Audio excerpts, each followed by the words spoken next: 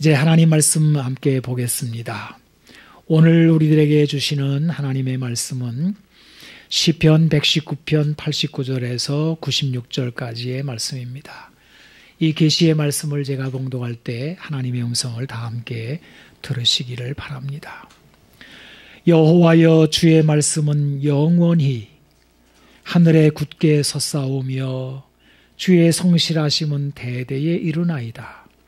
주께서 땅을 세우셨으므로 땅이 항상 있사오니 천지가 주의 규례들대로 오늘까지 있음은 만물이 주의 종이 된 까닭이니이다. 주의 법이 나의 즐거움이 되지 아니하였다면 내가 내 고난 중에 멸망하였으리이다. 내가 주의 법도들을 영원히 잊지 아니하오니 주께서 이것들 때문에 나를 살게 하심이니이다. 나는 주의 것이오니 나를 구원하소서. 내가 주의 법도들만을 찾았나이다.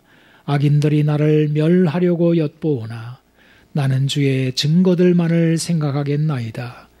내가 보니 모든 완전한 것이 다 끝이 있어도 주의 계명들은 심히 넓으니이다. 아멘. 멀미를 심하게 하는 사람도 있습니다. 멀미는 몹시 불쾌한 몸의 현상입니다. 이 때문에 차를 타는 것뿐만 아니라 배나 비행기를 타고 가는 것이 힘이 들어서 어디 좋은 여행이 생겨도 주저하게 됩니다. 멀미와는 조금 다르지만 주변 환경이 몹시 흔들릴 때의 두려움도 있습니다. 대표적인 것이 있다고 한다면 지진이 일어났을 경우입니다. 선반의 물건이 떨어지고 이리저리 요동하게 되면 정신마저 혼란을 겪게 됩니다. 이러다가 가스가 터지고 불까지 나게 되면 불안은 크게 달하게 될 것입니다. 여러분, 제가 물리적인 그 현상에 대해서 말씀드렸습니다마는 이것은 우리 사는 세상의 풍경이기도 합니다. 인생 자체가 멀미요 예측할 수 없는 삶의 요동들입니다. 갑작스러운 질병과 이렇게 코로나 같은 오래된 이런 병들이 찾아오는 것이라든지 또 건물이 무너진다든지 심지어는 건축하는 건물이 무너지는 이런 것이라든지 혹은 잠시의 삶의 욕망이 큰 죄를 불러와서 가정과 또 생애 전체가 무너져 내리는 것은 이런 요동들의 한 측면일 뿐입니다. 사람들은 인생의 멀미와 삶의 지진들을 이제 이런 것들을 경험하면서 어찌할 바를 모르죠. 그래서 아마 이제 사람들이 할 수 있는 일이라고 하는 것은 예방하거나 대처하기 위해서 여러 가지 방법들을 사용하는 것인데 아마 대표적인 것들이 보험을 들거나 또 정치가들에게 안전을 요청하기나 하거나 어떤 사람들은 점집을 찾아가거나 또 술이나 무슨 이런 것에 도피하거나 또 좀 웃음 섞인 도피이기도 합니다마는 이불 밖은 위험해 라면서 그렇게 도피하기도 합니다. 오늘 우리가 읽은 시편의 말씀에 보게 되면 멸망이라고 하는 단어가 2번 쓰였습니다. 92절에 나오는 고난 중의 멸망이라는 말씀과 그리고 95절에 악인들이 나를 멸하려고 하는 말씀입니다. 다 같이 우리가 사는 세상에 삶을 요동케 하는 그런 내용을 여기 멸망이라고 하는 말에 담아 놓은 것입니다. 이 2번의 멸망이라는 단어를 보게 되면 앞에 나오는 멸망은 이유를 알 수 있는 멸망이고 또 뒤에 있는 것은 악인들 때문에 오는 멸망이다. 하나는 알 수 없는 멸망, 또 하나는 악인들 때문에 오는 멸망, 이렇게 밝혀놓았는데요. 이 시편의 말씀이 이렇게 현실적입니다. 여러분, 그렇지 않습니까? 어떤 고난은 이유가 명백합니다. 그 사람이 죄를 짓거나 또 잘못하거나 때로는 미련하거나 또 어떤 때는 나태하거나 또 나를 미워하는 그 원수들, 악인들에 의해서 당하는 어려운 일들이 있는 거죠. 그러나 그것만이 아니라 어떤 것들은 어쩌면 삶의 태반이나 많은 환난들은 이유불명입니다. 도대체 왜 이런 일이 하필 나에게 지금 일어났는지 묻고 물어도 알 수 없습니다. 대답해주는 사람도 많지 않습니다. 답답해집니다. 여러분, 우리가 부르는 찬양 가사 중에 이런 가사가 있지 않습니까? 왜 나만 겪는 고난이냐고 불평하지 마세요. 왜 이런 슬픔 찾아왔는지 원망하지 마세요. 이 가사처럼 고난과 슬픔의 원인은 시원하게 들려지지 않습니다. 그래서 기껏 한다는 것이 불평하고 슬퍼하는 것으로 표현한 것입니다. 오늘날 많은 지식이 발달을 했습니다. 과학적 지식들도 늘어났습니다. 그래서 천재지변이 일어나게 되면 왜 그런 일이 일어났는지 고기압 저기압 또 무슨 여러 가지 이렇게 설명들을 합니다만은, 그러나 사람은 그러한 표면적인 지식으로 이 고난을 다 설명하고 이해하지는 못합니다. 단편적일 수밖에 없습니다. 물리적인 원인을 다 밝혀도 그것으로 인해서 우리 마음속에 있는 그 원망과 슬픔이 다 해소되는 것은 아닙니다. 이 멸망이라고 하는 단어의 뜻은 죄로 인한 심판을 말을 합니다. 근데 이것 때문에 오히려 더 혼란스러워져요. 현실적으로 나보다 더 나쁜 사람이 심판을 받지 않는 경우가 있기 때문입니다.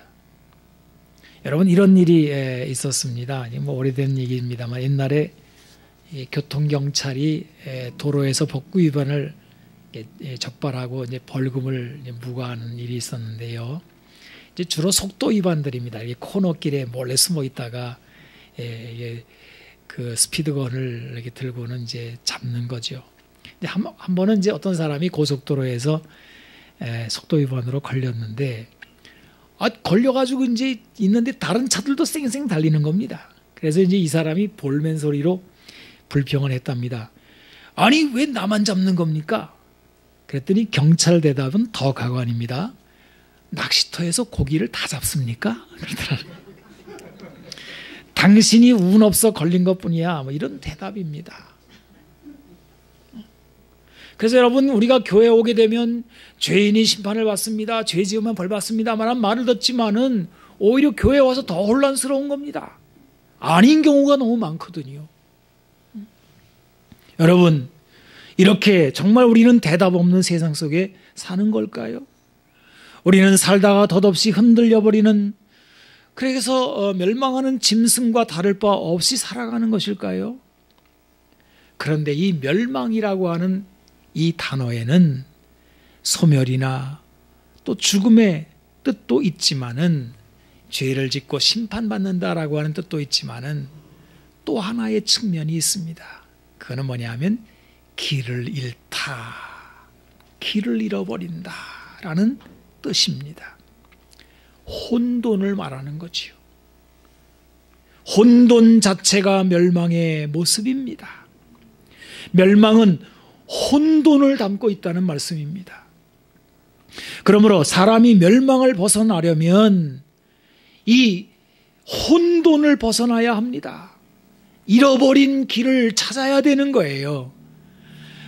시편의 말씀 49편 20절에 보게 되면 존귀하나 깨닫지 못하는 사람은 멸망하는 짐승 같도다 라는 말씀이 이것을 담고 있는 것입니다. 사람이 멸망하는 이유는 깨닫지 못함 때문이라는 거예요. 이 깨닫지 못하는 사람이라는 말 속에는 하나님을 잃어버린 사람, 하나님 없는 사람이라는 말을 뜻을 담고 있습니다. 우리 사람은 짐승과 달리 하나님의 형상으로 지음을 받았기 때문에 하나님을 잃어버리게 되면 인생 자체 혼돈에 빠져버리게 되는 겁니다. 이것이 멸망입니다. 자, 그런데 본문에는 이렇게 우리 사람을 막 흔들어서 막 멀미나게 만들고 정신을 현황하게 하고 삶이 혼돈 가운데 빠지게 하는 이 멸망이라는 단어와 함께 생명이라는 말씀이 나왔습니다. 93절에 나오는데요. 나를 살게 하심이라는 말씀입니다.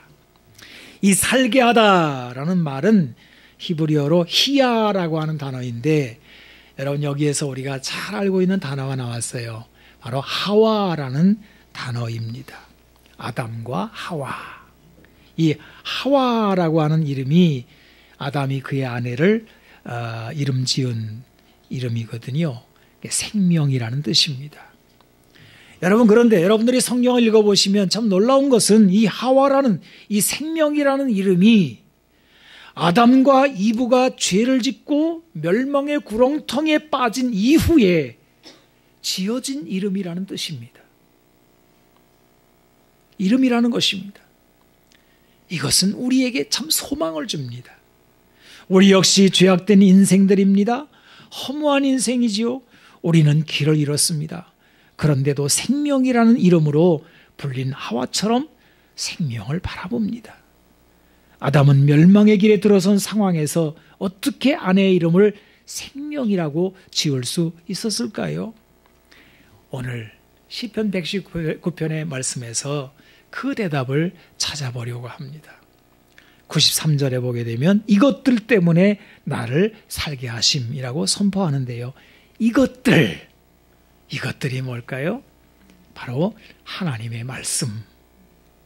다양하게 표현합니다. 율법, 계명, 규례 이런 말씀들로 표현됩니다마는 이것들 때문에 우리가 살게 된다.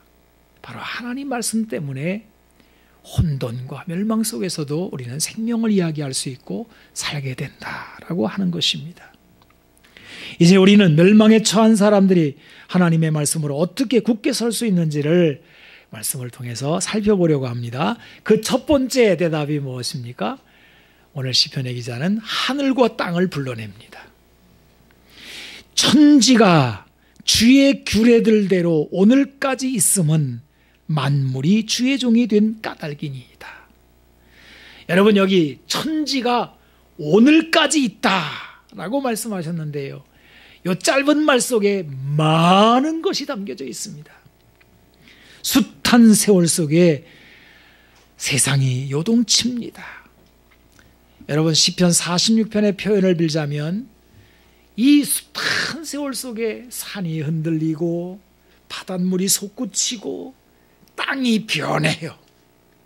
우리 속담으로 10년이면 강산이 변한다. 이게 여기에 해당되는 말일 겁니다. 그런데 이거는 자연 세계만이 이렇게 요동제라는 것이 아니란 말이에요. 성이 흔들린다. 왕국이 흔들린다. 라는 말도 이 시편 46편에 나와요. 참 환난 많은 세상의 모습입니다. 그러다 보니까 참 우리가 살다 보면 우리 100년도 못 사는 우리 인생들이잖아요. 100년 조금 더 살기도 하고 그러는데 그 짧은 세상을 살면서 꼭 세상이 막 그냥 종말이 오는 것 같을 때가 한두 번이 아닙니다. 그런데 세상이 여전히 있거든요. 이것이 천지가 오늘까지 있음에 담긴 내용입니다. 그래서 시편의 기자는 아니 세상이 꼭 망할 것 같은데 어떻게 계속 있는 거지? 어떻게 계속 있는 거지? 저는 이 말씀 여기까지 준비하다가 우리나라 생각이 났어요. 이게 해외에 미국이나 다른 나라에 가서 이민가 살고 있는 사람들이 우리나라 뉴스를 볼 때마다 대한민국이 꼭 망할 것 같은데 안 망한대요. 이상하다. 꼭 망할 것 같은데 왜 안 망하지? 이거 뉴스를 보게 되면 맨날 데모하고 맨날 이래야 이제 그런 얘기를 들은 적이. 이건 우리나라만이 아니라 우리가 또 미국을 바라볼 때도 그래요. 꼭 미국이 망할 것 같아요. 근데 안 망하거든요. 다른 여러 가지도 아니 저 정도면은 망해야 되는 거 아니야? 근데 안 망하는 이유가 뭘까? 이 시편 기자가 그걸 보고 있는 거야. 세상이 너무 요동지를 치고 있는데 이 천지를 보니까 하늘도 그렇고 땅도 그렇고 막 요동질 지는 게 너무 많은데 안 망하거든요. 왜 안 망할까 하고 그걸 생각해보고 살피는 거예요.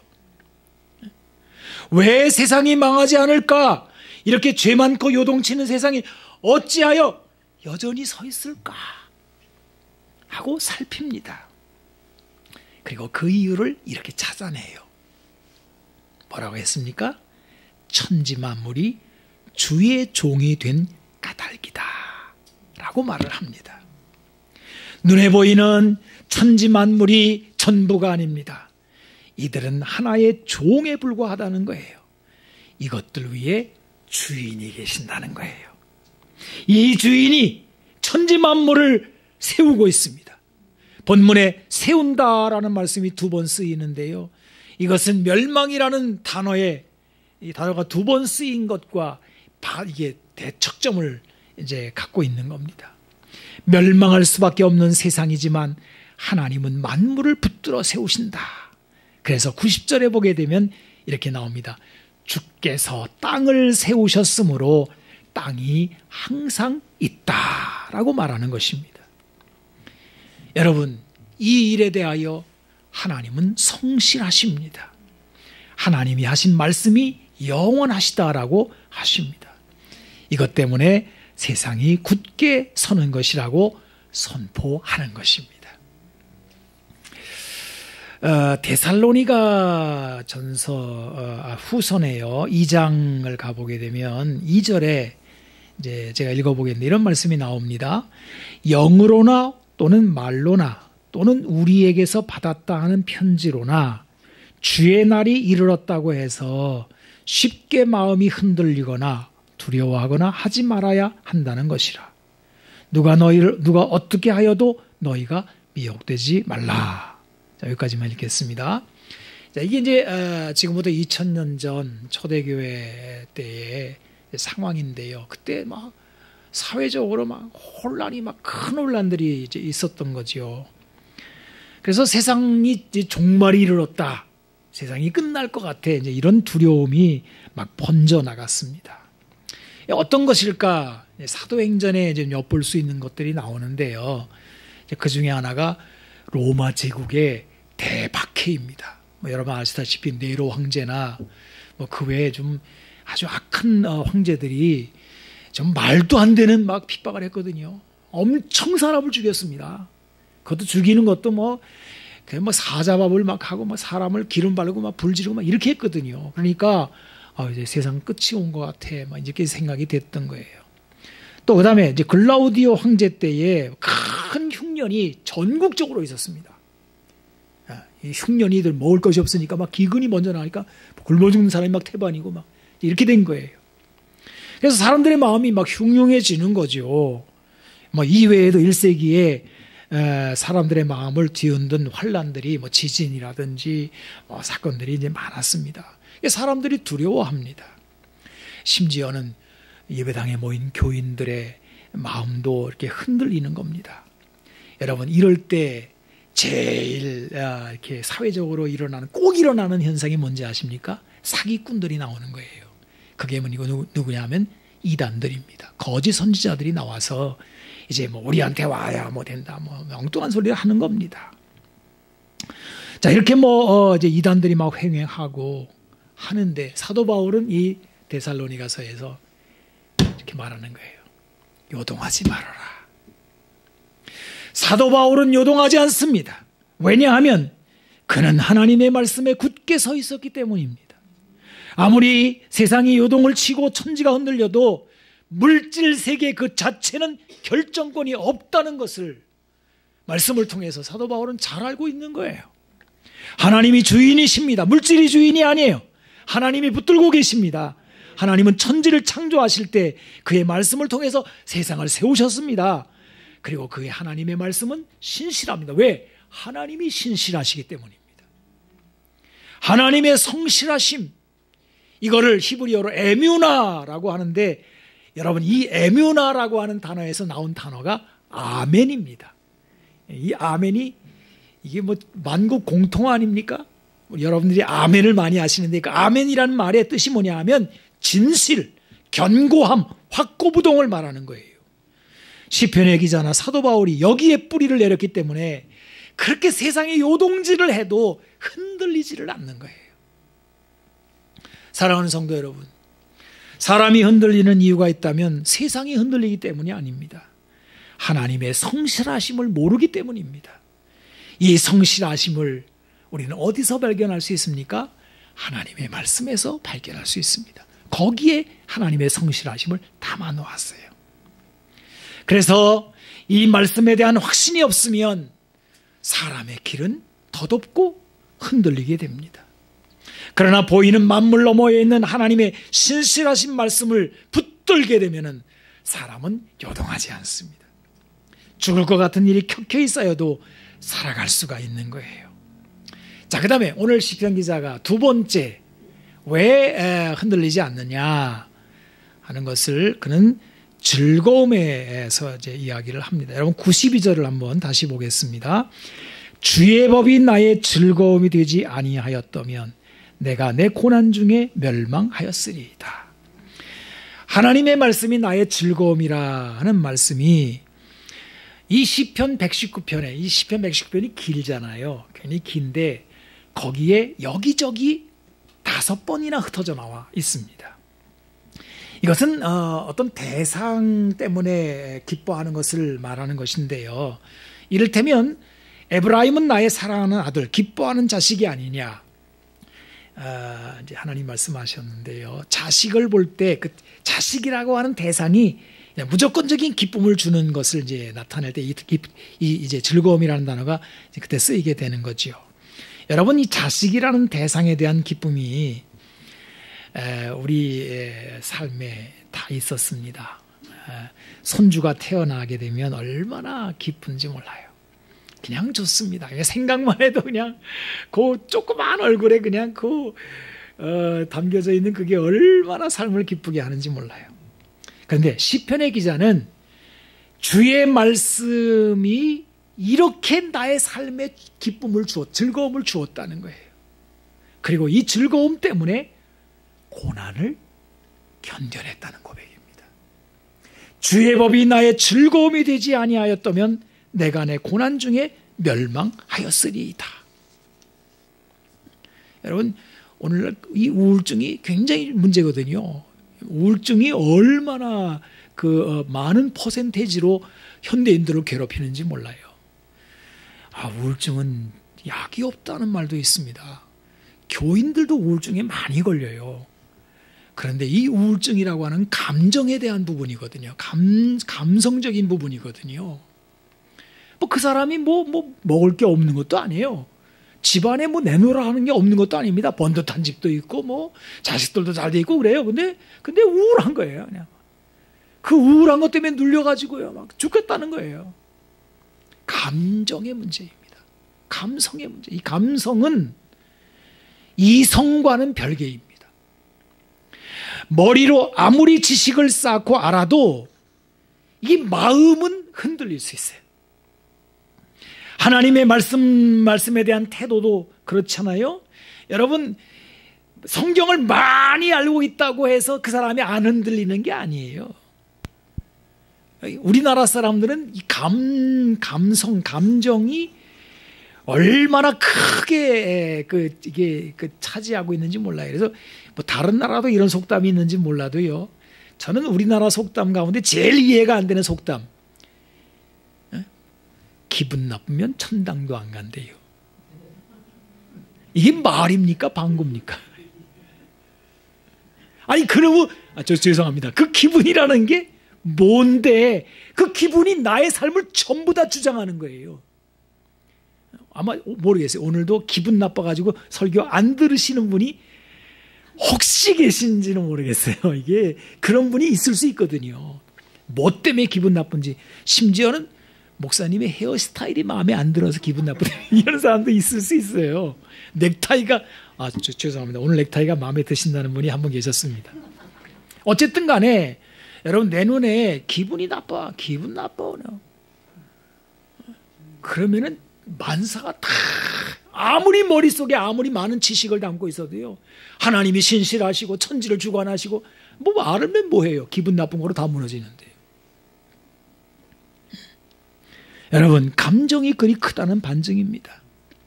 우리가 논리적으로 말씀을 배우고 이해한다고 해도 그 말씀이 즐거움이 되지 않는다면 말씀은 겉돌 수밖에 없습니다. 그래서 시편 119편 103절 그 유명한 말씀이잖아요. 주의 말씀의 맛이 내게 어찌 그리 단지요 내 입에 꿀보다도 단이이다. 여러분, 이 표현은요, 최고의 입맛을 나타내는 표현입니다. 이 세상에 맛있는 것들이 많겠지만 하나님의 말씀만큼 맛있는 것이 없다는 고백이거든요. 시편 119편에서 주의 말씀을 즐거움으로 삼았다는 말씀에는 항상 따라붙는 말씀이 앞뒤에 나옵니다. 그게 뭔지 아십니까? 고난이라는 거예요. 이 5번 나온다고 그랬는데, 즐거움이라는 말이 5번 나온다고 그랬는데 전부 앞뒤로 보게 되면 고난을 달고 있어요. 그래서 고난과 즐거움이 대치됩니다. 서로 맞서 있다는 말씀입니다. 우리가 고난을 당할 때 이성적이고 지성적인 면이 왜 도움이 되지 않겠습니까? 하지만 고난 중에서 큰 도움이 되는 부분은 감성적인 부분이라는 거예요. 기쁨이 슬픔을 이깁니다. 즐거움이 고난을 견디게 합니다. 그래서 주님은 우리에게 이런 명령을 하시는 거예요. 항상 기뻐하라 그러는 거예요. 마태복음 5장 11절에서 12절에 우리 주님은 박해가 있고 욕하는 일이 있을 때 이렇게 말씀하시죠. 나로 말미암아 너희를 욕하고 박해하고 거짓으로 너희를 거슬러 모든 악한 말을 할 때에는 너희에게 복이 있나니, 그 다음에 뭐라고 하셨어요? 기뻐하고 즐거워하라. 하늘에서 너희 상이 큼이라. 너희 전에 있던 선지자들도 이같이 박해하였느니라. 그러니까 여러분, 우리가 할 일은 뭐냐면요, 뭐 상 주시는 건 주님이 하실 일이고, 우리가 할 수 있는 건 뭐냐면 견디면서 기뻐하는 거예요. 기분 나쁘게 견디지 말라는 거예요. 이왕 견딜 거는 기쁘게 견디라는 거예요. 여러분, 기뻐하십시오. 특별히 하나님의 말씀을 즐거워하십시오. 억지로 마지못해 듣는 말씀은 힘이 되지 못합니다. 즐겁게 들으십시오. 특히 고난 중에 주의 말씀을 즐거워하시기 바랍니다. 이거 뭐 돈 드는 것도 아니지 않습니까? 이왕 와서 앉아 계신데 왜 기분 나쁘게 듣습니까? 즐겁게 들으시면 좋잖아요. 그럼 이게 양약이 된단 말이에요. 복 있는 사람이 누구입니까? 바로 여호와의 말씀을 즐거워하여 주야로 묵상하는 자가 아니겠습니까? 이 묵상이라고 하는 단어는요, 뭐 학자들이 뭐 이 단어를 놓고 의견이 분분해요. 뭐 이걸 연구한다라고 뭐 설명하기도 하고 뭐 기억하는 방법이라고도 하고 합니다만은 그 앞에 해석이 나왔습니다. 즐거워하여. 즐거워하여가 바로 묵상이라는 거예요. 그래서 이 단어가 어디서 나왔냐면, 사자가 먹이를 잡아놓고 이제 크게 먹이를 이제 먹기 전에 가르릉 가르릉 하는 그런 모습이라는 겁니다. 여러분, 사자가 이게 먹이를 잡을 때에 그 힘세고 어마어마한 사자가 매번 사냥에 성공하는 게 아니라네요. 10번에 한 번밖에 성공을 못 한대요. 그래야 마지막에 힘을 다해서 죽기 살기로 사냥을 한대요. 그렇지 않으면 사자가 굶어 죽는 거예요. 그런데 그 사자가 사냥에 성공을 했습니다. 그리고는 이제 사자가 먹이를 잡았을 때는 다른 짐승들이 와서 빼앗을 수가 없어요. 사자가 워낙 강하니까. 그러니까 이제는 여유 있게 앉아가지고 이제 그러면서 이제 먹고 먹이를 먹으려고 하는 그 즐거움에 가르릉거리는 소리, 이게 바로 묵상. 거기서 묵상이라는 단어가 나왔다는 거예요. 여러분, 세상에 우리가 힘든 일이 10번, 100번 일어나가지고 막 어찌할 바를 모르다가 하나님 말씀을 딱 붙들었을 때 거기에 해답이 있고 거기에 하나님이 계시고 거기에 내 인생이 들어있는 걸 알 때, 그 말씀을 빼앗을 수 있는 사람이 아무도 없다는 걸 알 때 말씀을 딱 붙들고 이 사자처럼 가르릉 하면서 기뻐하는 그 모습이 묵상이라는 겁니다. 이 즐거움이라는 거죠. 이것이 흔들리는 세상에서 흔들리지 않는 비결입니다. 자, 마지막 세 번째, 오늘 시편 기자는 어떻게 요동하지 않느냐라고 할 때 주의 말씀에 나를 제한시킨다라고 합니다. 여러분, 우리에게는 많은 자유가 있습니다. 사람 자체가 자유의지가 있는 데다가 또 예수를 믿게 되면 자유가 엄청 커집니다. 마음만 먹으면 뭐든지 할 수 있습니다. 그런데 오늘 시편의 말씀에 이러한 자유를 스스로 제한하는 것을 봅니다. 그래서 뭐라고 말을 하냐면, 내가 주의 법도들만을 찾았나이다. 나는 주의 증거들만을 생각하겠나이다 라고 다른 것들을 다 배제시키고 말씀만으로 제한을 시킵니다. 물론 이렇게 자신을 주의 말씀 안에 제한시키는 이유가 96절에 명확하게 나와요. 자, 뭐라고 되어 있습니까? 내가 보니 모든 완전한 것이 다 끝이 있어도 주의 계명은 심히 넓으니이다. 이 세상에 좋다는 이것저것 좋다는 것이 많지만 경험해 보니까 다 빛 좋은 개살구 같더라는 그런 표현입니다. 오직 주의 말씀만이 그 끝을 모르는 능력이 있더라는 말씀입니다. 여러분, 이것은요, 깊은 경험에서 많이 나올 수 있는 고백입니다. 세상에 얼마나 많은 지식이 있습니까? 세상에 얼마나 다양한 방법론들이 있을까요? 하지만 하나님의 말씀의 그 능력을 맛본 자는 아무렇게나 세상의 지식을 받아들이지 않습니다. 왜냐하면 그 세상 지식에는 해악된 것들이 함께 들어있기 때문입니다. 순전한 것이 아닙니다. 거기에는 간사한 것이 있고 간교한 것들이 같이 들어있어요. 고사리 나물은 삶아 먹어야만 된다 그러죠. 그냥 소도 안 먹는다고 그래요. 그건 독이 들어있어가지고 꼭 삶아야만이 된대요. 그래서 삶았을 때 독이 빠진다고 그럽니다. 세상의 지식이 꼭 고사리 같아요. 정말 잘 활용하지 않으면 나도 모르게 거기에 들어있는 독소에 내가 휘둘릴 때가 많습니다.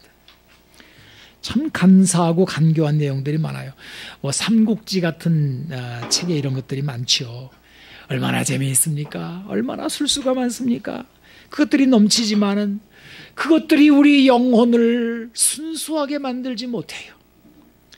그러나 오늘 성경은 뭐라고 말합니까? 하나님의 말씀은 순전하다는 거예요. 그래서 잠언 30장 5절에 보게 되면 하나님의 말씀은 다 순전하여 하나님은 그를 의지하는 자의 방패시니라. 이 순전하다라는 이 단어는요, 금을 재련할 때 쓰는 말입니다. 이게 불순물들을 용광로 속에 집어넣게 되면 빠지잖아요. 한 번에 안 빠지니까 18번 집어넣으면 18금이 되고 24번 집어넣었을 때 거의 순금이 되는 것이거든요. 하나님의 말씀이 그렇습니다. 청년의 행실을 깨끗하게 할 수 있는 이유입니다. 주의 말씀만이 우리의 영혼을 거짓에서 떠나게 할 수 있는 그 이유입니다. 사실 사람의 탐욕은요, 쉽게 무릎 꿇지 않습니다. 아주 간사하고요, 마치 야곱 같습니다. 야곱이 하나님의 말씀 앞에 무릎을 꿇는 것은 야복강가에서입니다. 그가 베델에서 하나님을 만난 후 20년의 세월이 지난 시점에서이지요. 야곱은 하나님을 만났지만 자기 방법, 세상적인 방법으로 살아갑니다. 그러다가 결국은 코너에 몰리지요. 자기 생명의 위협이 코앞에 닥치고서야 자기 방법을 다 내려놓습니다. 그제서야 하나님의 순전한 말씀을 붙잡고 그는 살게 됩니다. 사도 바울도 이렇게 말합니다. 심한 고난을 당하여 살 소망까지 끊어지고야 나서 자기를 의지하지 않고 오직 하나님만을 의지하게 되었다라고 고린도후서 1장에 말을 하고 있습니다. 이렇게 사람이 세상의 모든 것을 내려놓고 하나님의 말씀만을 의지하는 것은 쉬운 일이 아닙니다. 제가 여러분 이제 하나님 말씀에 대해서 말씀을 드리지만 저는 그렇게 믿고 싶지 않아요. 이 말씀을 들었다고 해서 이제부터 하나님 말씀만 의지해야지라고 여러분이 살 거라고 생각 안 합니다. 아마 계속해서 여러분의 생각과 방법을 가지고 이것저것 붙들고 요동질을 하고 난리를 칠 겁니다. 그러다가 결국은 이것도 안 되고 저것도 안 되고 다 썩어져 가는 거고 다 그저 내 욕망만 부추길 뿐이고 다 바닷물 퍼마시는 것 같다라는 것을 언젠가는 깨닫게 되고 하나님 말씀 앞에 무릎을 꿇을 때가 오겠죠. 여러분, 그때에 오늘 우리가 함께 나눈 말씀이 생각날 수 있기를 바랍니다. 거기서만 하나님 말씀의 소망이 있는 것입니다. 오직 하나님의 말씀만이 순전합니다. 우리는 하나님의 말씀 앞에서 자신을 제한시켜야 합니다. 마이크를 하나님께 넘겨라. 크리스토퍼 애쉬라고 하는 분이 쓴 책에 부록으로 나오는 제목인데요. 그는 여기에서 우리가 하나님 말씀을 듣는 데 있어서 만나는 세 악당이 있다라고 말을 해요. 관련성, 재미, 즉시성. 이게 세 악당이라는 겁니다. 이 관련성이라고 하는 거는 설교가 듣는 회중하고 관련이 있어야 한다. 저도 이제 이 유혹에 빠질 때가 많거든요. 내가 이 설교를 왜 하나? 교인들이 뭐 필요가 없으면 소용없는 거 아닌가? 뭐 설교학에서도 그렇게 가르쳐요. 그런데 그게 악당이랍니다. 아주 그럴듯한 말이지만 이것은 정치인들이나 즐겨 쓰는 수단이지 하나님이 하시는 것은 아니라는 거예요. 그는 이렇게 말합니다. 성경은 하나님 중심이지 결코 우리를 중심으로 하지 않는다. 그리고 성경은 우리가 하나님과의 바른 관계 안에 있을 때만 우리에게 말을 건넨다. 그 다음에 둘째, 재미 역시 아주 간교한 악당이라고 합니다. 성경은 인간의 흥미를 유발시키는 즐거운 놀이수단이 아니라는 거예요. 그렇다고 해서 설교가 따분해야 된다 그런 말은 아니겠죠. 하나님의 말씀이 세상 재미에 휘둘리지 말아야 된다라고 하는 걸 얘기합니다. 그다음에 세 번째로는 즉시성인데 이것도 간교한 악당이라고 합니다.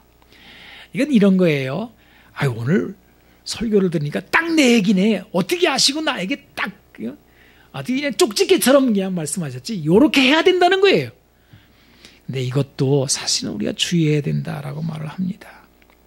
성경에 나오는 옛날 옛적 이야기 말고 우리가 당면한 매 순간의 필요성을 쪽집게처럼 제공해달라고 하는 이 즉시성의 요구. 따끈한 말로 예배드리는 사람의 마음을 터치해야 된다는 이 발상. 그러나 성경의 진짜 목적은 진리의 말씀으로 하나님의 자녀를 빚어가며 세상을 이기도록 하는 것입니다. 여러분, 이것은 내 방법, 내 생각으로 내가 요구하는 내 욕망으로 이룰 수 있는 것이 아닙니다. 자, 이 책에서 제가 읽어드리고 싶은 부분이 한 분 있어서 제가 읽어보겠습니다. 우리는 이처럼 모두가 자신의 발언권을 주장하는 문화의 시대에 살고 있다. 참여 버튼을 누르고 텔레비전 프로그램에 대한 나의 시청자 견해를 등록할 수 있는 문화, 인터넷 개인 블로그를 만들어 아무거나 그 무엇에 관해서든 세상을 향하여 내 마음대로 외칠 수 있는 문화, 모임에 새로운 사람을 맞이할 때 우리가 하는 가장 친절한 환영 인사가 우리는 당신이 어떤 생각을 갖고 있는지 알고 싶네요 인 그런 문화. 하지만 감히 말하는데 하나님은 우리의 생각을 알고 싶어 하지 않으신다. 하나님은 우리가 그의 생각을 알기를 원하신다. 제가 이 설계집을 출판하면서 많은 고민을 했습니다. 이건 좀 제가 여담입니다만은 책이 이렇게 많은 세상 가운데서 또 요즘에는 누가 책을 보나요? 전부 다 휴대폰으로 검색하고 이런 시대에서 과연 책을 하나 낸다는 게 의미가 있을까? 그런데 제가 설교를 이렇게 쭉 연구를 해보니까 설교를 이렇게 천대하고 별 하찮게 생각하는 게 오늘날만의 얘기가 아니었더라고요. 이미 모세 시대 때부터 사람들은 듣기 싫어하는 거예요. 오히려 내 말 들어보라는 겁니다. 그런데 하나님은 변함없이 전도에 미련한 것으로 세상을 구원하시기를 기뻐하셨도다. 그 전도라고 하는 것은 설교를 말하는 것이거든요. 하나님의 말씀을 선포하는 캐리그마를 말하는 것이거든요. 듣든지 아니 듣든지 말씀을 선포하라 하시는 거거든요. 근데 놀랍게도 이렇게 하나님의 말씀을 천시하고 하나님 말씀을 무시하고 이런 시대에 하나님의 부르심을 받아가지고 그 하나님의 말씀을 천금같이 귀하게 여기며 그 말씀을 경청하는 사람들이 곳곳에 생겨나요. 거기에서 하나님의 나라가 열려지더라는 것입니다. 왜 우리가 우리 자신을 내려놓고 하나님의 말씀만을 생각해야 하는 것일까요? 그 대답을 디모데후서 3장에서 읽어보겠습니다. 14절에서 17절, 여러분이 잘 알고 있는 말씀입니다. 또 어려서부터 성경을 알았나니 성경은 능히 너로 하여금 그리스도 예수 안에 있는 믿음으로 말미암아 구원에 이르는 지혜가 있게 하느니라. 모든 성경은 하나님의 감동으로 된 것으로 교훈과 책망과 바르게 함과 의로 교육하기에 유익하니 이는 하나님의 사람으로 온전케 하며 모든 선한 일을 행할 능력을 갖추게 하려 함이라. 여러분, 성경만이, 하나님의 말씀만이 우리를 구원하고 온전한 삶을 우리에게 주어 우리를 세우는 것입니다. 그래서 우리가 자신을 제한시켜서 말씀에 집중해야 하는 이유가 여기 있는 것입니다. 이 말씀이 우리를 요동하는 이 세상에서 우리를 세워줍니다. 고난 중에도 망하지 않게 합니다. 나에게 생명을 주십니다. 이 말씀이 영원합니다. 자, 기도하겠습니다. 하나님, 감사합니다. 흔들리는 세상 가운데서, 멀미나는 세상 가운데서 우리가 흔들리지 않고 굳게 서기를 원합니다. 오늘 시편의 기자처럼 우리도 하나님 말씀에 붙들리게 하여 주시고, 주님, 이 말씀을 붙들고 우리 인생을 세워나가시는 하나님을 바라볼 수 있게 하여 주옵소서. 주여, 감사합니다. 우리에게 눈으로 볼 수 있는 성경을 주시고 또 하나님 말씀이 선포된 설교를 또 책으로 볼 수 있게 하여 주시니 감사합니다. 우리가 이 책을 들고 나갈 때 이 책을 전달하여 받는 사람들도 함께 하나님의 그 놀라우신 말씀을 듣고 이 세상을 이겨나갈 수 있는 그 은혜가 쏟아지게 하여 주시옵소서. 예수님의 이름으로 기도하옵나이다. 아멘.